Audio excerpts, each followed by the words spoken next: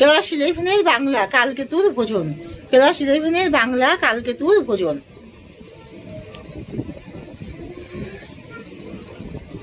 কালকেতুর ভোজন পাঠটি কোন কাব্যের অন্তর্গত? কালকেতুর ভোজন পাঠটি মুকুন্দ চক্রবর্তীর চণ্ডীমঙ্গল কাব্যগ্রন্থের আখেটিক বা বাদ্যখণ্ড থেকে অন্তর্গত। কালকেতুর ভোজন পাঠটির কবিকে? কালকেতুর ভোজন পাঠটির কবি মুকুন্দ চক্রবর্তী।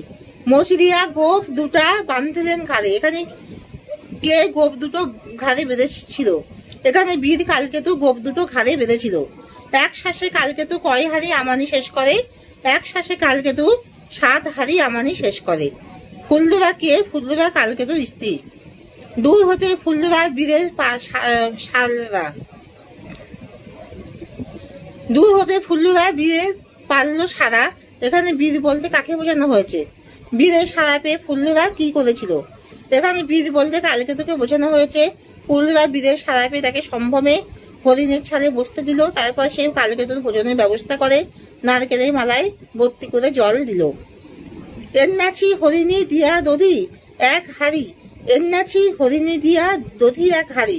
কে হরিণী দিয়া দধি এনেছে আর সেই দধির ব্যবহার কিভাবে হয়েছিল? ফুল্লরা হরিণী দিয়ে দধি এনেছে আর সেই দধি দিয়ে 3 হাড়ি অন্ন খেয়েছিল কালকেতু। তেয়া টিয়া তয়কা অন্তুষ্টয় আঁকা টয় হস্যি অন্তুষ্টয় আঁকা। তেয়া টিয়া তাল বলতে কি বোঝো? তেয়া টিয়া তাল বলতে 3 আটিযুক্ত বড় তালকে বোঝানো হয়েছে। কালকেতু ভোজনের সময় মুখে যে গ্রাস তোলে তা তেয়া টিয়া তালের সমান। তেয়া টিয়া তালের সঙ্গে কালকেতুর কি সম্পর্ক? কালকেতু ভোজনের সময় যে মুখে যে গ্রাস তোলে তা তেয়া টিয়া তালের সমান। রন্ধন করতেছ ভালো, আর কিছু আছে? এখানে কার রান্নার কথা বলা হয়েছে? সেই কালকেতুর জন্য কি কি ব্যঞ্জন তৈরি করেছিল? এখানে ফুল্লরা রান্নার কথা বলা হয়েছে। ফুল্লরা কালকেতুর জন্য পান্তা ভাত কমা আমানি কমা খুদের চাউ চয়কা হস্য কমা মুসুরি স্যুপ কমা বোমজাত ওল কচু আলু আমরা করম চা আর হরিণের বদলে দই ইত্যাদি বিভিন্ন ব্যঞ্জন কালকেতুর ভোজনের জন্য তৈরি করেছিল। কালকেতুর ভোজন অবলম্বনে কালকেতুর ভোজনের একটি সংক্ষিপ্ত পরিচয় দাও। চণ্ডীমণ্ডল কাব্যের বিশিষ্ট কবি হলেন মুকুন্দরাম চক্রবর্তী। তিনি মধ্যযুগের বিশিষ্ট মঙ্গল কাব্যরীতির সৃষ্টি করেছেন। তার চণ্ডীমঙ্গল কাব্য মধ্যযুগের সাহিত্য ধারার নতুনত্বের পরিচয়বহ। তার জীবন দর্শন ও বাস্তব অভিজ্ঞতা তাকে অন্যান্য পদকর্তাদের থেকে পৃথক করেছে। কবিগণগণের বাস্তব চিত্রাঙ্কন ক্ষমতা সমাজ সচেতনতা ও মনুষ্যতত্ত্ব জ্ঞানের উৎকৃষ্ট পরিচয় পাওয়া যায় চণ্ডীমণ্ডলের বিভিন্ন উপকাহিনী ও ঘটনা পরম্পরায়। কবিগণগণের বাস্তব চিত্রাঙ্কন ক্ষমতা সমাজ সচেতনতা ও মনুষ্যতত্ত্ব জ্ঞানের উৎকৃষ্ট পরিচয় পাওয়া যায় চণ্ডীমণ্ডলের বিভিন্ন উপকাহিনী ও ঘটনা পরম্পরায়। আর মুকুন্দরামের প্রকৃত বাস্তব চেতনার পরিচয় পাই নরখণ্ডের অংশবিশেষ। ব্যাতনন্দন কালকেতুর শরীরের আকৃতি ছিল বন্য প্রকৃতি শক্তি সাহসিকতা ভোজন শয়ন ইত্যাদি বর্ণনায় মুকুন্দরাম তার আদিম ব্যাত চরিত্রকে নিখুঁতভাবে এঁকেছেন। কালকেতুর ভোজন পর্বে এই নিখুঁত বর্ণনায় দেখতে পাওয়া যায়। কালকেতুর জন্য তার স্ত্রী ভোজনের ব্যবস্থা করে। কালকেতু খাওয়ার আগে তার গোফ ঘাড়ে বেঁধে নেয়। এক নিঃশ্বাসে 7 হাড়ি আমানি 4 হাড়ি খুঁত যাও জায়গা হস্য 6 হাড়ি লাউ সহ মুসুরি স্যুপ ইত্যাদি ভক্ষণ করে। আবার এছাড়াও 2-3 মুড়ি আলু ও ওল পোড়া আর কচুর সঙ্গে করম চাও খেয়েছে। এত কিছু খেয়েও আবার আরো কিছু আছে কিনা জানতে ফুল্লরাকে জিজ্ঞাসা করে। আর ফুল্লরা তখন 1 হাড়ি দধি দেয় আর সেই দধি দিয়ে 3 হাড়ি ভাত খায় কালকেতু। খাওয়ার সময় কালকেতুর মুখের গ্রাস হয় তেয়া টিয়া তালের মতো। এরপর ভোজন শেষ করে হরিতুকি দিয়ে মুখ শোধন করে। কালকেতুর ভোজন অবলম্বনে কৌতুক রস। কালকেতুর ভোজন অবলম্বনে কৌতুক রস সৃষ্টিতে কবি মুকুন্দরামের দক্ষতা আলোচনা করো। হাসি মানব জীবনের এক দুর্লভ সম্পদ। যে মানুষ প্রায় খুলে হাসতে পারে না তাকে সুস্থ পদবাচ্যে ভূষিত করা যায় না। কবি মুকুন্দরাম কালকেতুর ভোজনাংশে যে হাস্যরস ফুটিয়ে তুলেছেন তা অতুলনীয়। কালকেতুর ভোজন দৃশ্য সাধারণ সামাজিক মানুষের থেকে পৃথক। এদের ব্যাগ জীবনে ছবি স্পষ্ট হয়ে ওঠে। মচরিয়া গোপ দুটা বাঁধলেন ঘাড়ে এক শ্বাসে 7 হাড়ি আমানি উজারে। কালকেতুর এই খাওয়ার ব্যঞ্জনা পাঠকগণকে হাসতে বাধ্য করেছে। কবি মুকুন্দ কালকেতুর ভোজন দৃশ্য প্রসঙ্গে আরও জানিয়েছেন, শয়ন কুৎসিত বীরের ভোজন বিকাল, ছোট গ্রাস তোলে যেন টেয়া টেয়া তাল। কালকেতু যে বীর তা বড় অপেক্ষা রাখে না। বনের ভয়ঙ্কর শক্তিমান পশুরা বীর কালকেতুকে ভয় পায়। আর সেই কালকেতু ভোজনও যে বড় মাপের আয়োজন হয়ে থাকে সেটাই স্বাভাবিক। কবি মুকুন্দ তাই এভাবেই ভোজন দৃশ্যটি বর্ণনা করে জানিয়ে দিয়েছেন, বীর কালকেতু শিকার করে বন থেকে গৃহে ফিরলেই স্ত্রী ফুল্লরা কালকেতুর ভোজনের ব্যবস্থা করে। হরিণের ছাল পেতে বসতে দেয় এবং নারকেলের মালায় দেয় জল। আর পরিসন্ত কালকেতু মুখে জল দিয়ে ভোজন করিতে ঠেসে মনের কৌতুকে কিভাবে কতটা পরিমাণ খাদ্য ভক্ষণ করে কালকেতু তার বর্ণনা কবি দিয়েছেন। গোপ মুচি দিয়ে বেঁধে 7 হাঁড়ি আমানি খেয়েই খাওয়া শেষ হয় না কালকেতু। সে এরপরেও ফুল্লরাকে বলে রন্ধন করেছে ভালো, আর কিছু আছে? এরপরে কালকেতু 1 হাঁড়ি দধি দিয়ে 3 হাঁড়ি অন্ন খায়। এত কিছুর পরে আর কি খাওয়া থাকতে পারে? কালকেতুর ভোজন দেখে আমরা না হেসে পারি না। আসলে কালকেতুর ভোজন দৃশ্য বর্ণনার মধ্যে দিয়ে কবি যেমন একদিকে হাস্যরসের সৃষ্টি করেছেন, অন্যদিকে তেমনি তৎকালীন ব্যাট জীবনের চিত্রকে সুন্দরভাবে তুলে ধরেছেন আপন প্রতিভার গুণে। মুকুন্দরামের চণ্ডীমণ্ডল গ্রন্থটির প্রকৃত নাম কি? মুকুন্দরামের চণ্ডীমণ্ডল গ্রন্থটির প্রকৃত নাম অভয়া মঙ্গল। মুকুন্দরামের জন্মস্থান কোথায়? মুকুন্দরামের জন্মস্থান বর্ধমান জেলার রত্না নদীর তীরে দামুন্না গ্রামে। মুকুন্দের কাব্যের প্রথম খণ্ডের নাম কি? আখেতিক খণ্ড।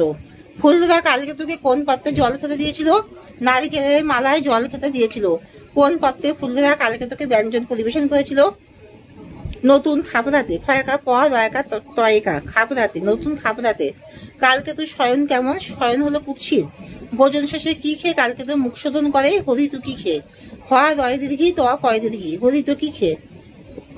পশুগণ কার চরণে নিবেদন করেছিল? পশুগণ রাজার চরণে নিবেদন করেছিল। কালকেতু কত হাঁড়ি খুদ যাও খেতে পারে? 4 হাঁড়ি। ছড়া মানে ছাল। পাখালি মানে ধুয়ে বা প্রক্ষালন করে। পাখরা মানে পাথরের থালা। খাপরা মানে কাঠ। উজারে মানে শেষ করে।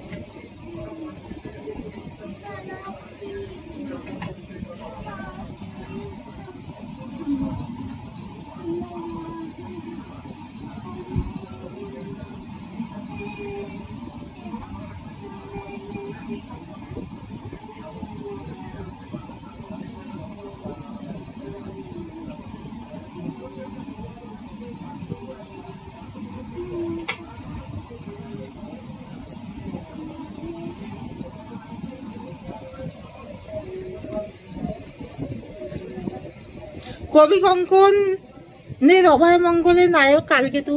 তাই তার আহার বিহার মৃগয়া সবকিছুই নায়কোচিত হওয়া বাঞ্ছনীয়। সে কারণে কবি কঙ্কন মাঝে মাঝে অতি রঞ্জনের আশ্রয় নিলেও সেই বাহুল্য বর্ণনা নৈপুণ্যে জীবন্ত হয়ে উঠেছে। কালকেতুর ভোজন শীর্ষক অংশে কবি কঙ্কন যে কৌতুক রসের পরিচয় দিয়েছেন তাতে তার জীবন রসিকতার পরিচয় স্পষ্ট। তাছাড়া মঙ্গল কাব্য তৎকালীন দিনে গান করা হতো, তাই শ্রোতাদের মনোরঞ্জনের কথা কবিকে মনে রাখতে হতো। কালকেতুর ভোজন অংশটি শ্রোতাদের মনোরঞ্জনের দিকে লক্ষ্য রেখে রচনা করতে পারেন। তবে এই অংশে বর্ণনার বলিষ্ঠতা ও সাবলীলতায় অতিরঞ্জন অনেকখানি ঢাকা পড়ে যায়। বিবাহোত্তর জীবনে কালকেতু ফুল্লরার ঘরকন্যা বোঝাপড়ার মধ্য দিয়েই অতিবাহিত হচ্ছিল। কালকেতু মৃগয়া করে আর ফুল্লরা সেই মাংস পশুর বিভিন্ন অঙ্গ প্রত্যঙ্গ বেচে জীবিকা নির্বাহীর অর্থ সংগ্রহ করে।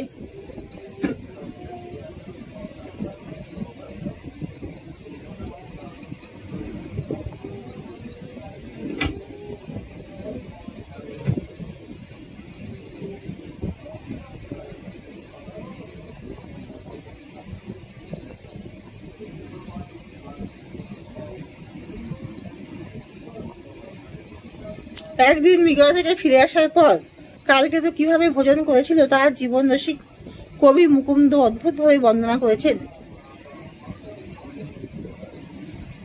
যার মধ্যে কৌতুক রস যথেষ্ট পরিমাণে আমদানি করতে পেরেছেন। ফুল্লরা সাধারণ বধূ, পতির প্রতি তার নিষ্ঠা,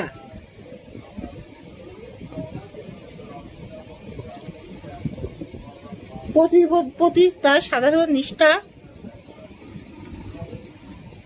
ও শ্রদ্ধা যথেষ্ট।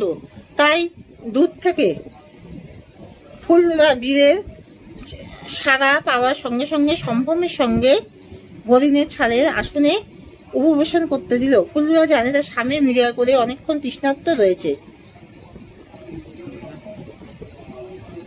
তাই বোচা নারকেলের জল পুড়ে খেতে দিয়ে আহারের জায়গা প্রস্তুত করতে গেল। সেই সুযোগে কালকেতু হাত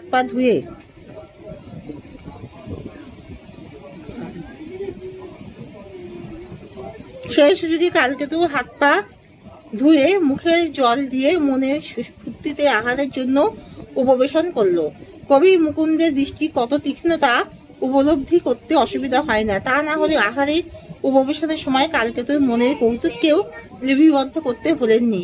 কবি দাম্পত্য জীবনের পারস্পরিক বোঝাপড়া ও সুখের ছবিটিকে উপহার দিয়েছেন। আহার পরিবেশনের সময় নারী সম্ভ্রমকে কবি কঙ্কন তার বর্ণনায় অন্তর্ভুক্ত করেছেন। তাই সম্ভ্রমে ফুলরা পাতে মাটিয়া পাথরা ব্যঞ্জন খাইতে দিলেও নূতন খাবরা। এরপরে বর্ণনায় কৌতুকের পরিবেশন, তা না হলে খাওয়ার আগে কালকেতুর গোপ দুটো মুচড়ে ঘাড়ে বাঁধার বর্ণনা দেবেন কেন? শুধু কি তাই, কালকেতুর ভোজন তালিকা বৃহৎ বৈচিত্র্যময়, আর এই বর্ণনা যেমন প্রাণবন্ত তেমনি কৌতুকে ভরা। কালকেতুর ভোজনের তালিকা এইরকম: 1 শাঁসে 7 হাঁড়ি আমানি খান, 4 হাঁড়ি খুদের জাউ, লাউ সমেত 6 হাঁড়ি মুসুরি শুয়োপ, 2-3 ঝুড়ি আলু, ওল পোড়া, কচুর সঙ্গে কিছু করমচা আচার, না করমচা আমরা, করঞ্জা কিছু আঁকা আমরা। এর পরবর্তী বর্ণনা কবি মুকুন্দের জীবন রসিকতার পরিচয় দেয়। যেমন অম্বল খাইয়া বীর বনিতারে পুছে, রন্ধন করাছ ভালো, আর কিছু আছে? এত কিছু খাওয়ার পরে ভোজরসী কালকেতু তার স্ত্রীকে রান্নার জন্য ধন্যবাদ জানিয়ে আর কিছু আছে কিনা জানতে চাওয়ার মধ্যে কবি কঙ্কনের মুন্সিয়ানা ধরা পড়ে যায়। ধন্যবাদ পাওয়ার সঙ্গে সঙ্গে কোমলা স্নেহময়ী নারী ফুলরা সঙ্গে সঙ্গে জানিয়ে দেয়, এন্নাচি হরিণী দিয়া দধি 1 হাঁড়ি, তাহা দিয়া অন্য বীর খায় 3 হাঁড়ি। উৎপ্রেক্ষা অলঙ্কারের সাহায্যে বীর কালকেতুর ভোজন প্রকৃতিতেও তুলির আচরে জীবন্ত রূপে তুলে ধরেছেন। শয়ন কুৎসিত বীরের ভোজন বিটকাল, ছোট গ্রাস তোলে যেন টিয়া টিয়া তাল। কালকেতুর ভোজন শেষ হলে পর আচমন করে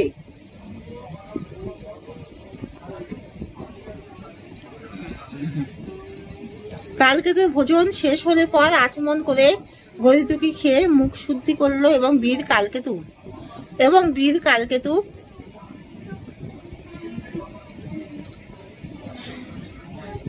শয়ন করতে গেল।